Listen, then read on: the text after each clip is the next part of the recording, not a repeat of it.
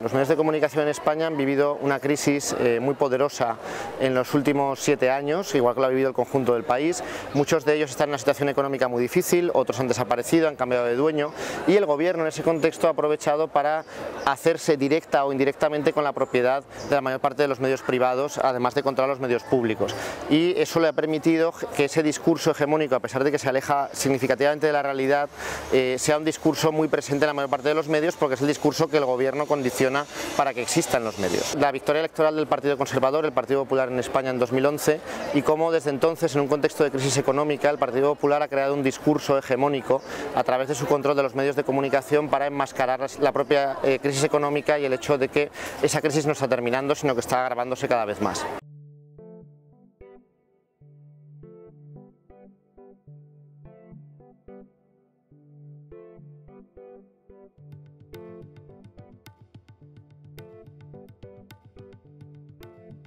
Es importante señalar que uno no trabaja con hechos, como muchas veces uno piensa. Esto se trata de discriminación o racismo. Dice, mira, el racismo no viene de nosotros, el racismo viene de ellos.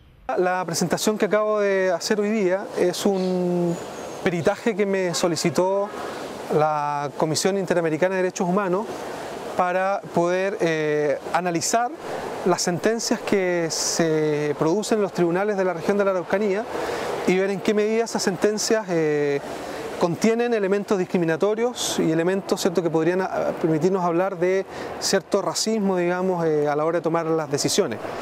Y de acuerdo a lo que yo presenté y lo que envié a la Comisión Interamericana como peritaje, es que efectivamente hay varias formas en que los tribunales, a la hora de tomar sus decisiones a través de las sentencias, discriminan. Primero, usando, por ejemplo, conceptos que más que referirse a hechos sucedidos, se refieren a cómo la prensa en la región trata esos hechos. Y aparecen los conceptos de que es notorio, público, para decir que los mapuches, digamos, son terroristas. Y que eso la sociedad, digamos, todo lo sabe porque aparece en los medios. Los medios de comunicación yo creo que contribuyen haciéndose eco de algunas conceptualizaciones que yo creo que se usan muy a propósito de ir generando un clima que permita después argumentar incluso al interior de los tribunales. Por ejemplo, los conceptos de conflicto mapuche es un concepto que nace a propósito de hablar de la inseguridad, de hablar del atentado contra el orden público. Ahí van haciendo la idea de conflicto. Y esa idea de conflicto mapuche, que se instala a fines de los 90, empieza a aparecer con mucha fuerza en los medios. Y ahí yo creo que está el rol de los medios de comunicación de la región. Pero lo interesante es que ahora, ya varios años después, los tribunales incorporan esos conceptos para argumentar que hay una situación de conflicto porque los medios lo tratan de esa manera.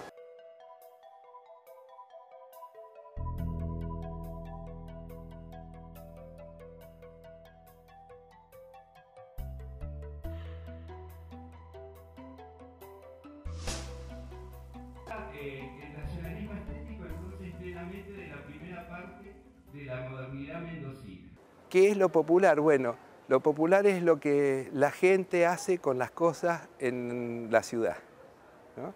Es la vida de la gente, son las raíces, la sangre, y eso está asociado a discursos que son de derecha, ¿no? A discursos que son nacionalistas en el sentido tradicional del término, o sea, que no defienden la nación, pero sí defienden lo tradicional, lo conservador, lo racial inclusive a veces.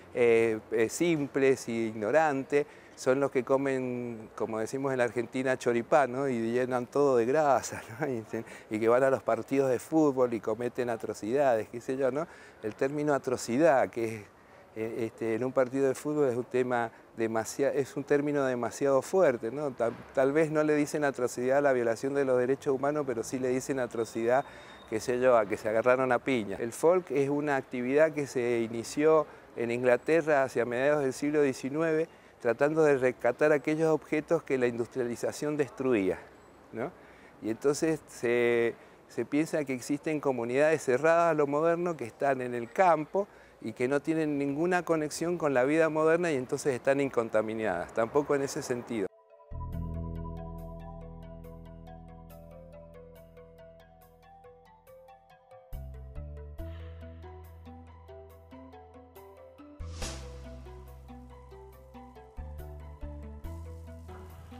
A la conferencia del doctor Rodrigo Brown, enfermos de literatura hacia una crisis. La ponencia que yo presenté trató particularmente de cómo se realizan ejercicios de poder desde ciertas estructuras occidentales, colonizadoras de nuestra sociedad, y esa lectura y ese ejercicio de resistencia y de denuncia lo hago principalmente desde el discurso de autoridad que proviene del autor en el caso de la literatura.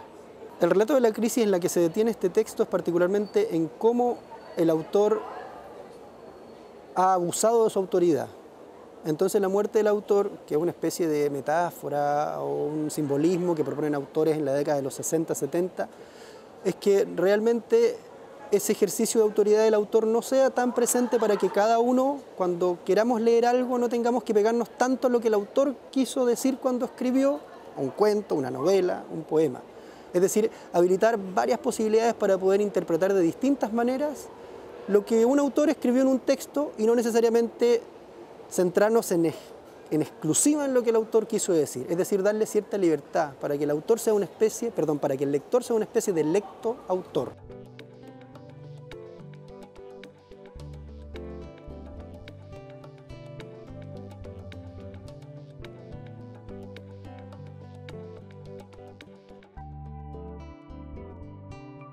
Cristóbal Montoro atribuyó la culpa de la crisis económica a los actores que tributaban los impuestos fuera de España, dando sus años de juventud,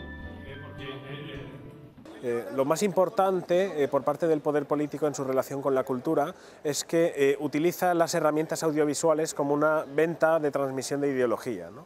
Y lo más importante en cuanto a la gestión de la cultura por parte de los poderes contrahegemónicos o por parte de los poderes contestatarios, minoritarios a ese discurso, es saber utilizar las herramientas de ese sistema, de esa transmisión de la ideología, para ver cómo se puede articular un discurso alternativo, ¿no? Es decir, que no toda la población sea únicamente consciente de una visión del statu quo de la forma de ser de las cosas. Una manera es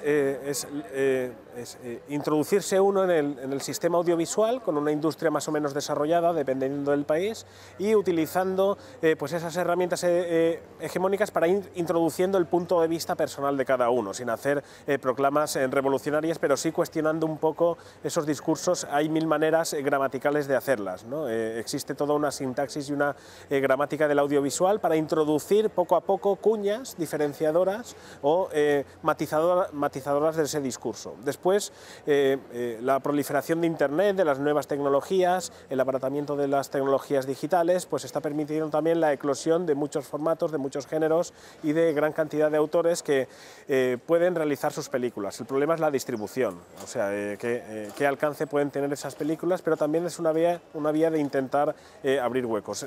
Lo que quiero decir es que la cultura siempre es una tensión entre el poder y el contrapoder. O sea, la cultura no es la transmisión de una ideología, sino también la transmisión de esa ideología y la contratransmisión, la respuesta. De tal manera que no existe una respuesta, un manual de cómo se hace para contrarrestarlo, porque si existiese una respuesta de cómo utilizar la cultura de manera unívoca, los gobiernos de derechas contratarían ejércitos de directores de cine para producir películas.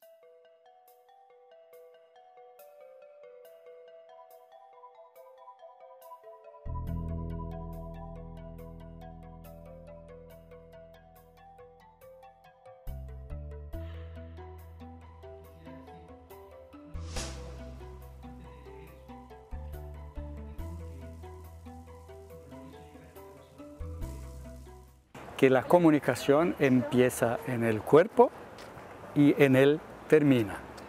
Pero es muy resumida para explicar la compleja situación por la cual nuestro cuerpo ha pasado en la evolución, desde la vida en los árboles hasta la vida en la sabana, donde caminábamos, y después en la vida en las casas. Y en nuestras casas tenemos que convivir hoy día con muchas imágenes y aparatos de imágenes que nos hacen salir a caminar de nuevo, pero virtualmente. Cuanto más las imágenes invaden nuestro espacio personal, privado y a veces espacio mental también, tanto menos tenemos, tanto menos independencia tenemos de pensar nuestras propias ideas y nuestras propias imágenes. Y en ese sentido es que digo que las imágenes nos devoran nuestra capacidad de hacer nuestras propias imágenes.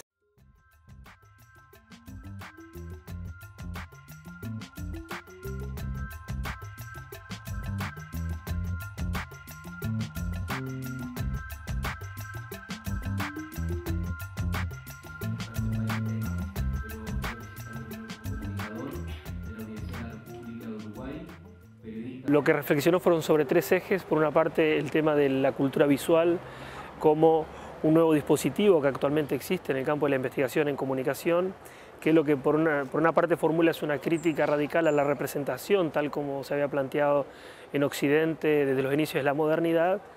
Por otro lado, cuestionar la idea de que hay dos tipos de imágenes, o dos construcciones de imágenes. Una es lo que sería la imagen artística, es decir, la imagen estética con un fuerte, digamos, componente de significaciones o de signos, y por otro lado que se tendría como una especie de cultura bastarda en la producción de imágenes, que es la cultura popular, ¿no? Entonces, esa contradicción un poco que durante gran parte de la historia del pensamiento occidental ha ido funcionando en forma separada, es decir, por una parte lo que era la cultura, el arte, los museos, ese tipo de construcción de imágenes, y por otro lado la cultura popular. Hoy en día lo que plantea la cultura visual es que es imposible continuar con esa separación, ya que los medios de comunicación fundamentalmente lo que han hecho es poner en tensión esas dos lógicas. Entonces hay una reflexión sobre lo visual utilizando distintos dispositivos, porque la cultura visual es un área transversal donde ahí se utilizan dispositivos estéticos, políticos, económicos, sociales, donde entonces la imagen tiene un valor en sí, es decir, no es que la imagen necesite de otros dispositivos para explicarse sí, sino que ella misma puede significar y debería de significar un espacio de investigación y de intervención. En segundo lugar, reflexioné sobre un concepto también bastante novedoso en el campo de las ciencias sociales, que es el de la decolonialidad. Es decir, ya no solamente hablar de un mundo descolonial o postcolonial, o una separación entre hegemonía y subalternidad, sino lo decolonial como los intentos de buscar los dispositivos de dominación del poder dentro del mismo proyecto occidental. Yo ponía como ejemplo el tema de la sexualidad, el tema de la locura o el tema del racismo, pero se podrían pensar en otros.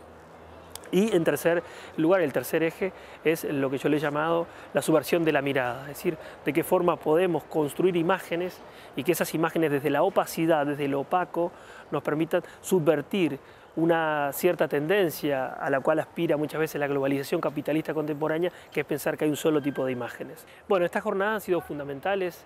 El año pasado la hicimos en España, este año acá en Chile, en la Universidad de Playa Ancha, y el objetivo es seguirla haciendo los próximos años, porque lo que nos permite desde una óptica transversal es reflexionar sobre uno de los grandes temas contemporáneos, que es la crisis. Y no solamente la crisis económica, sino también la crisis política, la crisis de representación, por ejemplo, de los partidos políticos, las crisis socioculturales.